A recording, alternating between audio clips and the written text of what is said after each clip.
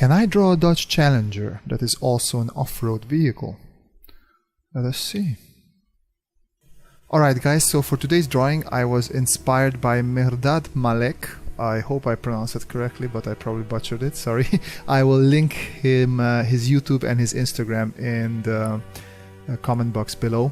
But basically he had a sketch on his Instagram and I really liked it. It was a sort of a off-road rally vehicle, and I really wanted to do just a sketch like that as well. I often find myself really not being able to draw, or just after a full day of drawing work not really having inspiration, and then just browsing Instagram a little bit comes really in handy because it's very inspirational. And Mehrdad's art is absolutely amazing, so it's one of my go-to places. But yeah, so I saw his rally off-road vehicle and I was like, okay, let's see if I can draw something.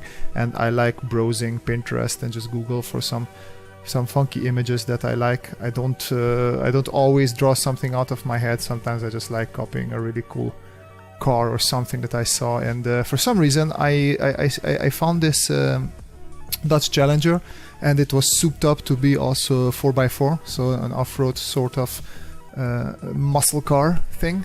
And I was like, yeah, I want to draw this. And there's not too much to say about this. This is just my typical drawing process where I just really have fun. I sort of turn off my brain and I just let my hand loose.